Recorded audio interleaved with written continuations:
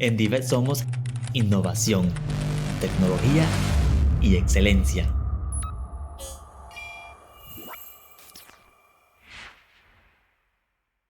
La Universidad de Puerto Rico en Aguadilla ni este podcast se solidarizan necesariamente con las expresiones vertidas en el próximo programa.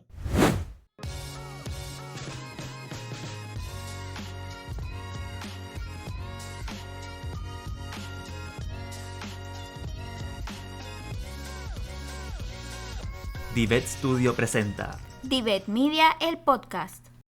Saludos y bienvenidos a otro episodio más de DIVET Media, el podcast. En el día de hoy vamos a estar hablando sobre el teatro universitario aquí en la UPR de Aguadilla. Y para hablarnos de este tema muy importante tenemos una invitada aquí, el profesor Alberto Martínez. ¿Cómo se encuentra? Me encuentro muy bien, gracias. Así es un placer estar aquí con ustedes, ¿verdad? Hablando sobre una de las pasiones que yo he tenido por mucho tiempo y que ahora se ha concretado, que es dirigir el teatro universitario. Así que espero que la audiencia pues reciba esto con mucho agrado. Claro que sí, gracias por estar aquí. Y bueno, vamos a hablar entonces un poquito de manera general de entonces el teatro de aquí de la UPR. ¿Qué nos puedes contar sobre el teatro acá? Bueno, el teatro de la UPR en Aguadilla comienza en 1981 con la fundación de lo que se llamaba Teatro Experimental 80. Era un grupo que había creado el profesor ya fallecido, el doctor Marco Ferrer Araez, que fue profesor de español y director también del departamento por muchos años, fallecido hace un par de años atrás. Marcos comienza con este grupo y entonces le da un cariz de experimentación, de teatro de vanguardia, porque de hecho los estudios de Marcos estaban dirigidos precisamente en el teatro. E incluso Marcos también había escrito unas piezas que de hecho una de ellas se llevó a montar en un momento determinado acá en la universidad.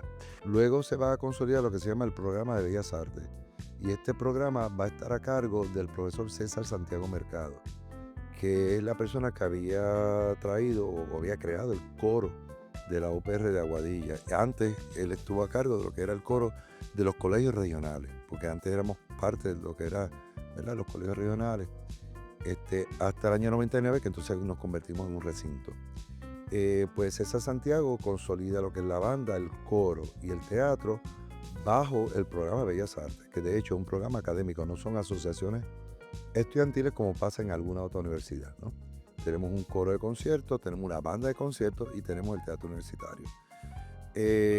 Porque el teatro pasaron muchísimos directores interesantísimos, algunos de hecho muy importantes para la historia del teatro en el país. Entre ellos Aravín Ayantaya, que es un dramaturgo ya no tan joven, pero es un dramaturgo muy importante. Él fue el fundador de Casa Cruz de la Luna en San Germán y entonces se encargó del teatro durante, me parece que un año, 2004-2005 aproximadamente. Luego entonces tuvo Zaida Ruberte, que fue una profesora de muchos años, muy experimentada, que dirigió teatro en San Germán y estuvo a cargo acá de teatro en Cava, ¿verdad?, la Escuela de Bellas Artes de Aguadilla. Y luego entonces va a estar también en algún punto Ismanuel Rodríguez, que hoy día es uno de los grandes directores jóvenes del teatro en Puerto Rico. Él estuvo también un año con nosotros. Y por ahí pues puedo mencionar a Giselle Cruz, excelente, ella estuvo en Teatro Rodante de la UPR, fue estudiante de nosotros, estuvo en la UPR, se graduó, fue directora del teatro universitario, y también entonces Iberis Cortés, que fue, antes de este servidor, fue la persona que estuvo dirigiendo el teatro universitario durante, yo diría que de todos ellos, la más tiempo que estuvo, ella estuvo 8 años, casi 9 años, dirigiendo el teatro universitario, presentando obras de distintos calibres. ¿Y qué roles hay dentro del grupo teatral? Dentro del teatro, pues tenemos lo que se llama el equipo de producción, ¿verdad? Hay distintas áreas. Lo que pasa es que yo trato de albergarlo todo bajo, ¿verdad?, fuera de los actores, lo que sería la producción como tal, porque todo el mundo va a estar envuelto en eso, principalmente. Estamos hablando del área de escenografía, de luminotecnia, de sonido. Tenemos gente que también trabaja los props, los que están en el almacén, ¿verdad? Los props son toda esa parafernalia que se utiliza, ¿verdad?, en el teatro. Pues si hace falta una botella, hace falta lo que es utilería en español, pues, propiamente dicho. También yo tengo un asistente de dirección y creé unos roles nuevos el año pasado que es el rol de coaches actorales. ¿Por qué coaches actorales? Porque entiendo que aparte de mi asistente de dirección que va a estar trabajando conmigo en las obras, yo necesito formar un poco más a los estudiantes que no han tenido un buen adiestramiento en teatro, aunque son buenos actuando, ¿verdad? Porque tienen el talento. Entonces necesitan un poco más de práctica, un poco más de dirección en un sentido. Y entonces estos coaches los reúnen a veces fuera de hora y trabajan con ellos, trabajan todo lo que es movimiento, o sea, porque ya ellos han recibido a su vez su entrenamiento, ¿ok? Así que siendo los estudiantes más experimentados van a ayudar a otros. Esto es otra cosa importante, es que siempre hay que dar una sucesión de personas que se encarguen de distintas áreas, porque de pronto tú tienes aquí en luminotecnia, se graduó, no se tomó la previsión, entonces hay que ver a quién se puede entrenar para esa sección, entonces es bastante difícil.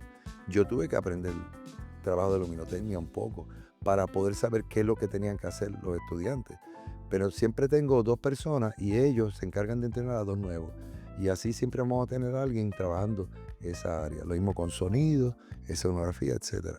Fuera de cámara nos comentaste que este teatro como tal tiene un nombre que se le otorgó hace poco más de un año más o menos. Cuéntanos un poco sobre eso. Sí, en el año 2024, me parece, entre 2023 y 2024, se cogió un nombre para el grupo. ¿Por qué? Porque nosotros realmente no evitamos llamarle grupo de teatro porque realmente es un componente de Bellas Artes. Y realmente en todo caso sea teatro universitario, que es propiamente como debe llamarse. Pero ciertamente tiene una identidad propia. La identidad nuestra es distinta a la identidad del teatro en Mayagüez, del teatro en Arecibo, del teatro en Ponce, el teatro en Bayamón. En Arecibo, por ejemplo, se llama Histriones. Y es una asociación estudiantil. No toman curso como estos estudiantes porque estos estudiantes, además de ser parte de ese componente de Teatro de Bellas Artes, también toman cursos en dicción, actuación, producción, etc. Depende de lo que caiga ese semestre, ¿no? Ahora estamos en una actuación más avanzada. Entonces hicimos una lista de nombres. Yo hasta sugerí uno, pero el mío no salió. Salió el que ellos escogieron democráticamente y fue Artem Teatral. Y ese es el nombre propio del grupo. ¿Qué es Artem Teatral? Bueno, Artem viene del latín ars. Es una forma de declinar el sustantivo. Y entonces arte es una forma de decir arte en latín. Por lo tanto, es el arte del teatro, porque el teatro es un arte, ¿ok? Se trabaja, se lleva a unos niveles estéticos, ¿verdad? También de ideas, y por lo tanto es un trabajo que tiene que hacer el actor en todo, porque nosotros, todas las áreas están conectadas, no solamente en la actuación, estamos hablando del escenario, del que trabaja en la producción, el que está llevando, el asistente de producción que le lleva el agua al actor, trabaja con él, está pendiente de que no se ponga nervioso. Todas las áreas las estamos cuidando, absolutamente, porque y haciéndole y también diciéndole a cada persona que es vital para el teatro, porque sin uno de ellos no funcionamos. O sea, si no tenemos un buen escenógrafo, lo demás no va a funcionar. Y aunque hay quienes establecen en teorías teatrales que lo que hace falta es el escenario, el actor en el medio y la audiencia, lo cual es muy cierto, pero hay unas funciones que son vitales y por lo tanto tienen que trabajar vis a vis. Me mencionaste que el teatro universitario de aquí, de la Universidad de Puerto Rico, en Aguadilla, no es una asociación, sino que se establecen cursos. ¿Aún así se requiere audicionar? Sí, hay que hacerlo porque no es un curso que tú vengas y tomes de buena a primera. Igual que pasa con coro y con banda, hay un proceso de audición. Yo tomé el proceso de audición que había creado Ibeliz Cortés, que fue la persona que me precedió, que había dejado una lista muy, muy buena de lo que era la audición y cómo debía ser, ¿verdad? Cómo debe vestir, cómo debe venir preparado. Le hicimos unas modificaciones, pero además de esas modificaciones que le hice, le creé unas áreas particulares de ver cómo se desenvuelve el actor, ¿verdad? Más allá de venir preparado con algún libreto, darle también la oportunidad de que si se aprendió un monólogo para 1 minuto o va a hacer una lectura dramatizada con otra persona por un par de minutos, que además pueda hacer también una improvisación, porque ahí es que tú vas a ver cuán bueno es el actor o la persona que aspira a ser parte de la actuación o del grupo de actores. Entonces eso se toma en consideración. Entonces yo traigo los coaches actorales y a mi asistente de dirección, ¿verdad? Que también se llama regidora de escena. Y entonces nosotros hacemos el casting. Así yo tengo la opinión de los demás, ¿ok?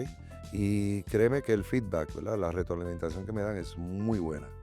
Es muy buena porque más allá del ojo que uno pueda tener, también es bueno que otros pares vean lo que se está haciendo y ellos mismos reconocen, ¿verdad? Ciertos errores que cometieron en el pasado y están buscando una manera de ayudar al que ha audicionado, ¿verdad? Porque no se trata de decir, ok, pasaste una audición. Casi siempre la gente la pasa, porque pues miren, preparados y muchos de ellos han hecho teatro hasta en la escuela, ¿ok? Pero quizás le falta algún componente, ¿verdad? Dentro de lo que está haciendo, algún elemento del que pues todavía es insuficiente y hay que desarrollarlo. Porque yo creo que en la medida que se desarrolle, se va a ver las potencialidades que tiene el actor. Así que de esa manera, ellos mismos en la misma audición le van diciendo. Y hay veces que me dicen, profesor, vamos a escogerlo desde ya. O vamos a sentarnos a hablar y ese proceso fluye de lo más bien. Y la verdad que es bien chévere. Ahora, las audiciones siempre las tenemos, por lo regular, entre mayo y junio, es que las hacemos. Alguna que otra la hacemos entrado agosto. Yo convoqué para esta última audición, pero prácticamente solamente una persona audicionó. En este momento me hace falta varones. Estoy como el coro, que le hace falta varones, porque tengo muchas mujeres. Y el problema es que si tengo una obra en la cual yo tenga que tener, digamos, 2 elencos y haya que sustituir, porque he tenido en los últimos años casos que tengo un actor que me ha hecho los 2 elencos. O sea, con otros actores, pero él es el mismo personaje. Y eso cansa, realmente cansa. Entonces yo no quiero que tenga ese peso encima. Así que se hace para ese tiempo. Hay alguna vez que dependiendo, pudiese ser que hagamos alguna audición diciembre o enero, pero muy rara vez. Siempre se anuncia por el cartel de la universidad y yo le envío desde mi correo electrónico, ¿verdad? A las personas que soliciten toda la información. No se retiren, ya volvemos, vamos a una breve pausa y cuando regresemos continuamos con más de El Teatro Aquí Universitario. No se retiren. Ya volvemos. There were 2 guys. Both guys drove to work. Neither guy wore their seatbelt. One guy got a ticket. One guy didn't. Both guys drove home from work. One guy wore his seatbelt. One guy didn't.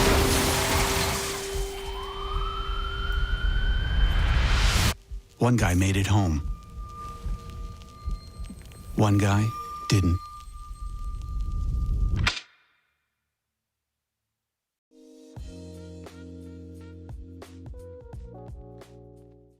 Bueno, ya regresamos a esta segunda parte de Divet Media, el podcast. En el día de hoy estuvimos hablando de lo que es el teatro universitario de aquí, de la UPR de Aguadilla. Continuamos con el profesor Alberto Martínez. Cuéntanos, profesor, un poquito sobre esas obras que se han presentado en semestres anteriores. Háblanos un poquito sobre eso. Pues mira, nosotros hemos tenido unas producciones extraordinarias a través del tiempo. Se montó Arriba las Mujeres, se ha montado Cristal Roto en el Tiempo de Mirna Casa. Esto lo montó una directora de apellido Pérez, no recuerdo ahora el nombre, hace bastante tiempo atrás. De hecho fue una producción muy bien cuidada, un trabajo de escenografía extraordinario y un trabajo actoral de parte de 2 actores, Víctor Gerardo, no me acuerdo el apellido de él, porque todo el mundo lo conoce como Chispa. Este joven se fue a estudiar a Río Piedra y de hecho ganó premios en distintas partes del mundo. Ahora mismo está de nuevo aquí en Puerto Rico, fue estudiante de nosotros. Y entonces estuvo en uno de los papeles ahí y también estuvo Leilani Hernández, una de las mejores actrices que ha pisado el teatro universitario en aquel momento. Yo presenté también una obra cuando yo comencé a dirigir en enero del 2023. Yo dirigí una obra de Carlos Canales, uno de los grandes dramaturgos puertorriqueños contemporáneos, que de hecho es amigo mío. Él reside ahora en Estados Unidos, me envió una obra y nosotros la estrenamos. Fue un reto bastante grande porque la obra contenía música, no es un musical. De hecho, a mí el musical usualmente a mí no me gusta mucho, porque entiendo que es más para los que cantan que para los que actúan. Y de hecho, hago aquí un paréntesis para decir que en un momento se montó un musical. Hace años se montó un musical, fue Mamma Mía, o Madre Mía creo que le titularon. Pero es lo mismo prácticamente. Se hizo en el A100, los actores no sabían cantar la mayor parte de ellos, pero en términos generales fue una producción muy linda porque todo el mundo engranó. Había una joven que sí cantaba precioso, que de hecho hoy día es cantante, está haciendo música por allá por la área metropolitana, Maritzaida, oriunda de Isabela. Ella estuvo en el grupo. Y la producción en términos de vestuario, de escenografía, fue una cosa apoteósica. O sea, la verdad que fue una producción muy bonita de Zaida Ruberte, que fue quien la dirigió. Pero haciendo esa salvedad, ¿verdad?, del musical, en esta obra de Carlos Canales había música envuelta. Entonces, una de las cosas que yo hice, ¿verdad?, porque esto se hace también en teatro, que tú coges la obra y la modificas, ¿ok? Modificas la obra, porque el dramaturgo te la entrega, pero entonces tú decides qué tú vas a hacer con esa obra. Y el director entonces va a buscar cómo presentarla. Así que yo decidí traer un grupo de bailarines en la medida que se colocaban discos. Le enseñé a ellos cómo colocar discos de vinilo, porque ellos, muchachos, no sabían. Esos movimientos son importantes para que sean creíbles, cómo se sacaba de la caja, cómo se colocaba. Aunque esa Victrola no estaba funcionando, no era embuste, es que no funcionaba. Se utilizaba, ¿verdad?, el audio acá. Pero entonces, enseñar todos esos movimientos, cuando venía la música, venían unos bailarines y llegaban por los dos lados, bailaban, se acababa la música, no duraba mucho y se retiraban. Y eso creó densidad en la obra, al público le gustó y además poníamos a participar a otros jóvenes en el área del baile, ¿verdad? En ese sentido. Y fue con una obra de Carlos Canales que se llama La Noche de la Sorpresa, que se estrenó por primera vez en la Ópera de Aguadilla.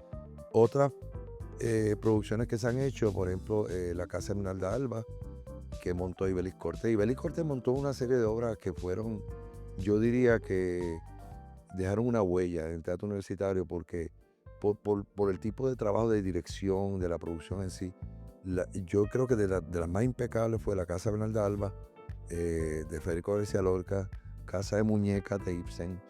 Ella montó también una obra que es muy difícil para montar porque si tú no retienes a la audiencia, la atención de la audiencia, pierdes la obra. Y yo me refiero a Esperando a Godot de Samuel Beckett, que es muy difícil de montarla. Es una obra que dura casi 3 horas, o sea, 2 horas y pico, larguísima. Y tú tienes que tener espectador ahí todo el tiempo. Y ella logró eso. Y eso es, para mí, mira, se me paran los pelos. Yo creo que ahí se probó como una de las mejores directoras, yo creo, de todo el país, ciertamente, porque no solo teatro universitario, porque realmente yo he visto esta obra montada fuera de Puerto Rico y aquí mismo, pero el trabajo de ella es otra cosa. Y con los recursos que tenemos, más todavía. Así que hemos tenido, ¿verdad?, estas obras que se han montado con buenos directores, con buena producción y con excelentes actores. Que también montó en Bodas de Sangre. Ella montó también, sí, ella hizo una versión más. Aquí se montaron 2 veces Bodas de Sangre, por lo menos el tiempo que llevo, desde 97 para acá. Se montó Bodas de Sangre unos años antes, no me atrevo a decir ni cuándo, porque hace mucho tiempo. Pero lo que montó Ibeliz fue mucho más versátil, porque entonces hizo unos arreglos escénicos muy bonitos y además el personaje del novio, que no me acuerdo cómo que se llamaba en la obra, se fue creciendo. Tú podías ver el crecimiento de ese actor ahí, que empezaba bien low key y después se exacerbaba de una manera increíble. Y ese fue el querido amigo Roberto, que se me olvidó el apellido de la obra, muy buen actor, Roberto Roldán, que también fue uno de los mejores actores que he pasado por el teatro universitario, porque realmente hemos tenido gente que es más grande que grande. Y ahora mismo yo puedo decir que tengo varios actores, pero no puedo mencionarlo porque a algunos se me les va a hinchar el pecho mucho y otros se van a sentir como excluidos y no quiero. Tengo buenos actores. Yo cuando estuve en el teatro, recuerdo lo complicado de algunas escenografías. El reto va a ser de la persona que esté trabajando. Ahora mismo yo tengo a Benjamín Rivera, que todo el mundo lo conoce como Rocky, que es la persona que me estaba trabajando la escenografía. desde agosto de 2023. Porque yo empecé con unas escenografías simples. ¿Okay? Empecé con una escenografía simple. Prácticamente yo vengo de la escuela de Grotowski. Jerzy Grotowski es un teórico polaco que establece que la escenografía debe ser mínima. Así que nosotros trabajamos una escenografía minimalista inicialmente. Pero ¿qué sucede? Cuando él entra al teatro universitario en 2023, trabaja algunas cosas, pero no es hasta enero de 2024 que se le presenta un reto, y fue hacer cambio para 8 escenas de la obra La Traición, que es una obra inglesa, y de Harold Pinter, uno de los grandes dramaturgos y premio Nobel de literatura, ya muerto hace un tiempo. Una obra bien difícil de montar porque es una obra que va en lo que se llama in extrema res, en narración, que sería, tú cuentas el presente y vas hacia el pasado. ¿Okay? Y no es un spoiler porque entonces vas a detectar por qué fue que se dio tal cosa cuando llega al pasado. O sea, la obra es retante, absolutamente. ¿A dónde lo pueden contactar para finalizar? Bueno, me pueden conseguir en el Departamento de Humanidades, estoy allí en la oficina 130. Además de eso, me pueden llamar a la extensión 3378, ¿verdad? El 890-2681, que es el número de la universidad, o escribirme a alberto.martinez4. Parece que hay otros 3 antes que yo. Se va a acabar el mundo con tanto Alberto Martínez. Muchas gracias, profesor, por estar aquí, por la información brindada, y no se pierdan ninguno de los demás episodios de Divet Media Podcast. Síganos a través de Divet Upred y hasta la próxima.